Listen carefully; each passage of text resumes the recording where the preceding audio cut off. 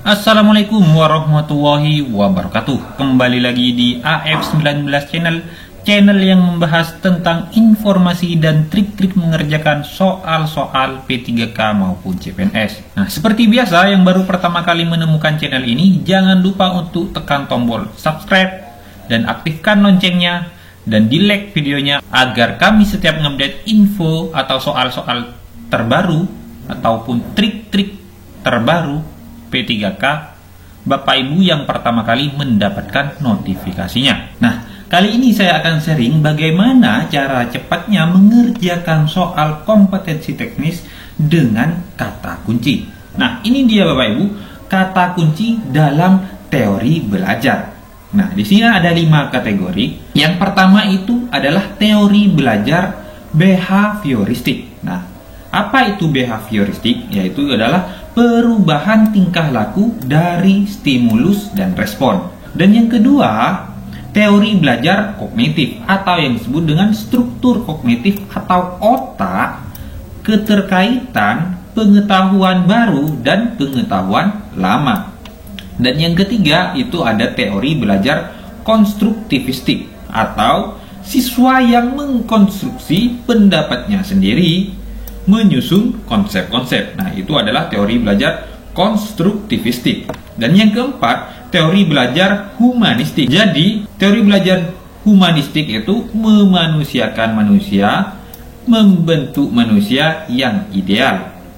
Dan yang kelima, ada teori belajar sibernetik, yaitu berhubungan dengan teknologi, internet, dan lain-lain. Nah, jika Bapak Ibu paham seperti ini, maka Bapak Ibu sudah pasti bisa menebak kata kuncinya. Baik, langsung saja ke soal nomor 1. Teori belajar yang mengutamakan perubahan tingkah laku pada individu yang belajar dengan mengutamakan hubungan stimulus dan respon merupakan teori belajar yang A, konstruktivistik, dan yang B, behavioristik, yang C, kognitivistik, yang D, humanistik, yang E, sibernetik. Nah, kita bisa lihat di sini Bapak Ibu, kata kuncinya ada di sini. Perubahan tingkah laku.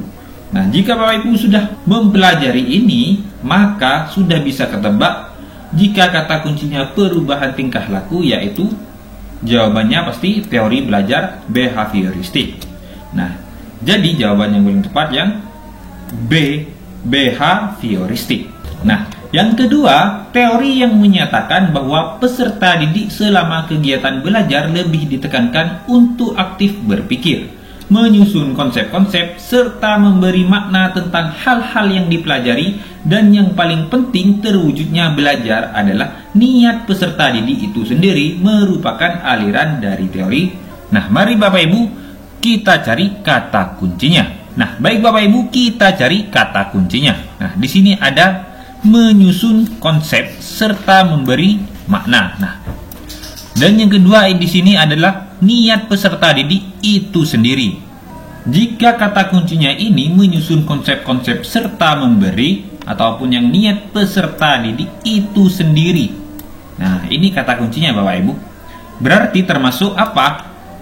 Apakah behavioristik atau yang B konstruktivistik, yang C humanistik, yang D sibernetik, atau yang E kognitivistik? Nah, yang A sudah jelas salah, bukan, tidak masuk. Yang C salah, yang D juga salah, yang E juga salah. Berarti yang paling benar adalah yang B konstruktivistik. Soal yang nomor 3, seluruh komponen pendidikan memiliki tujuan yang sama, yaitu terbentuknya manusia yang ideal. Manusia yang dicita-citakan yaitu manusia yang mampu mencapai aktualisasi diri. Pernyataan tersebut merupakan bagian dari teori. Apakah yang A sibernetik, B kognitivistik, yang C humanistik, yang D behavioristik, dan E konstruktivistik?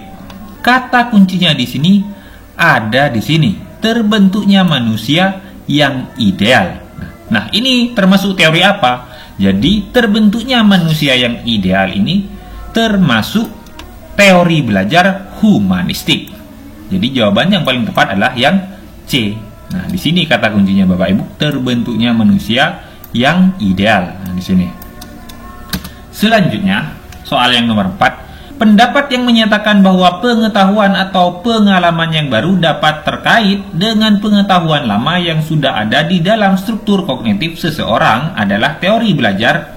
Kita cari kata kuncinya di sini, Bapak Ibu. Pendapat yang menyatakan bahwa pengetahuan atau pengalaman yang baru. Nah, ini pengalaman yang baru dapat terkait dengan pengetahuan lama. Nah, di sini Bapak Ibu, yang sudah ada di dalam struktur kognitif seseorang. Nah, ini termasuk teori belajar apa?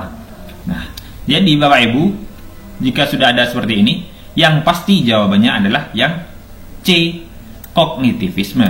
Nah, pengalaman yang baru. Nah, di sini kata kuncinya pengalaman yang baru dan pengalaman yang lama dapat terkait. Nah, ini kata kuncinya Bapak Ibu. Jadi jawaban yang paling tepat adalah yang C, mengaitkan pengetahuan baru dan pengetahuan lama. Nah, ini kata kuncinya. Soal nomor 5. Pada masa kini, siswa dituntut untuk dapat belajar setiap saat dan bisa terjadi dimanapun. Hal ini terjadi karena kemajuan teknologi yang memungkinkan belajar jarak jauh dalam jaringan atau online. Nah, di sini ada kata-kata teknologi, Bapak Ibu. Nah, jika sudah ada kata-kata teknologi, yang pasti jawabannya yang A, sibernetik. Nah, ini sudah pasti jawabannya Bapak Ibu, sibernetik. Jika Bapak Ibu mengikuti video dari awal, Bapak Ibu sudah pasti menebak jawabannya yang A, sibernetik. Kata kuncinya itu adalah di sini kemajuan teknologi. Nah, teknologi ini salah satunya Bapak Ibu. Nah, sekarang selain memahami teori belajar, kita harus memahami karakteristik peserta didik. Yang pertama yaitu ada gender, yaitu laki-laki dan perempuan, sudah pasti bisa. Dan yang kedua etnik, yaitu suku, misalnya Jawa, Sunda, Batak, Bali, dan lain-lain. Dan yang ketiga itu ada usia. Dan yang keempat ada kultural. Nah, kultural itu budaya, kesenian, lagu daerah. Dan yang kelima ada status sosial. Anaknya pejabat, anaknya pegawai, anaknya petani, ataupun anaknya orang kaya. Itu adalah status sosial. Dan yang keenam, minat. Nah, minat ini ciri-cirinya motivasi dan kemauan untuk belajar, ketertarikan. Nah, ini adalah ciri-cirinya Bapak Ibu. Nah, baik, kita ke soal selanjutnya. Guru A ketika melakukan proses pembelajaran selalu menggunakan media. Kadang memutar video pembelajaran, kadang memutar CD audio, kadang menggunakan poster berwarna, agar peserta didiknya memperhatikan dan tertarik kepada apa yang dibahasnya, serta senang mengikuti pelajarannya, sehingga hasilnya sangat baik. Nah, pertanyaannya adalah pembelajaran dilakukan demikian karena mempertimbangkan apa? Nah, ini termasuk apa Bapak Ibu? Apakah yang A termasuk gender peserta didik, apakah yang B kultural peserta didik, yang C etnik peserta didik, dan yang D minat peserta didik, dan E gaya belajar peserta didik. Nah, mari kita cari kata kuncinya Bapak Ibu. Di sini ada kata-kata tertarik terhadap apa yang dibahasnya. Nah, ini ada kata-kata tertarik. Nah, berarti jika sudah ada kata kunci seperti ini, maka jawaban yang paling tepat di sini D, tertarik terhadap apa yang dibahasnya. Nah, kata kuncinya itu adalah yang kata-kata tertarik ini Bapak Ibu. Soal selanjutnya. Pak Tony, seorang guru di SMP 10, ketika melakukan proses pembelajaran menghadapi peserta didik yang berasal dari berbagai latar belakang kondisi keluarga, ada keluarga mampu, ada yang miskin, ada yang orang tuanya pejabat, ada yang sebagai buruh dan pegawai swasta. Namun Pak Tony memberikan perhatian dan pelayanan yang sama kepada peserta didiknya. Hal ini sebenarnya Pak Tony memperhatikan karakteristik umum peserta didik, yaitu apakah yang A minat, B usia, C etnik, dan D kultural, yang E status sosial. Nah, mari kita cari tahu kata kuncinya Bapak Ibu. Nah, di sini sudah ada kata-kata kondisi keluarga. Ada keluarga mampu, ada juga keluarga yang miskin.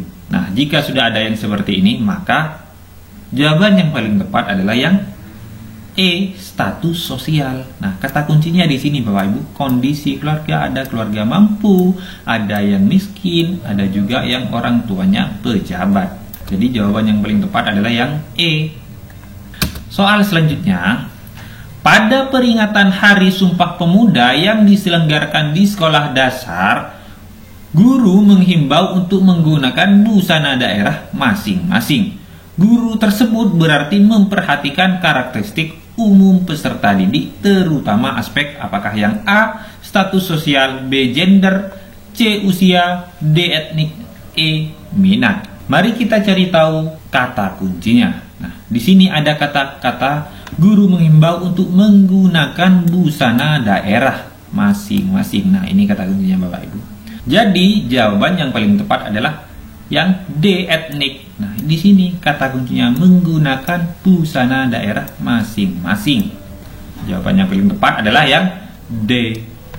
Nah, soal selanjutnya, guru ketika membentuk kelompok diskusi memilih anggota dengan memperhatikan jumlah laki-laki dan perempuan dalam kelas tersebut karena agar kelompoknya heterogen. Hal ini berarti guru tersebut memperhatikan karakteristik umum peserta didik, yaitu termasuk karakteristik peserta didik apa di sini? Apakah yang A. minat, B. usia, C. etnik, D. kultural, yang E. gender. Nah, mari kita cari tahu kata kuncinya. Nah, di sini kata kuncinya ada di sini Bapak Ibu, laki-laki dan perempuan. Jika sudah ada seperti ini, maka jawaban yang paling tepat adalah yang E. gender. Nah, seperti itu Bapak Ibu. Soal yang selanjutnya, Bu Beta seorang guru sekolah dasar. Setiap kali melakukan proses pembelajaran kepada peserta didiknya sering menggunakan benda nyata. Kadang-kadang jika tidak ditemukan benda nyata, maka diganti dengan model atau benda tiruannya. Nah, Bu Beta melakukan demikian dengan alasan peserta didik sekolah dasar tahap perkembangan intelektualnya berada pada tahap operasional konkret. Dari pernyataan tersebut, Bu Beta mengaplikasikan salah satu aspek karakteristik peserta didik, yaitu apakah yang A. usia, yang B. kultural, yang C. status sosial, dan D. etnik, atau yang E. gender. Nah, kita cari tahu kata kuncinya. Nah, di sini ada kata-kata tahap perkembangan. Berarti tahap perkembangan ini termasuk apa? Yang E. gender tidak mungkin, yang E. etnik juga tidak mungkin perkembangan ya. Yang C. status sosial juga tidak mungkin, yang B. kultur juga tidak mungkin. Berarti jawaban yang paling tepat adalah yang A. usia tahap perkembangannya. Berarti A jawabannya, yaitu usia. Kata kuncinya di sini adalah tahap perkembangan. Nah, itu saja soal kali ini. Semoga video ini bermanfaat. Semoga Bapak Ibu yang belum diangkat menjadi SNP3K segera diangkat menjadi SNP3K. Semangat terus. Wassalamualaikum warahmatullahi wabarakatuh.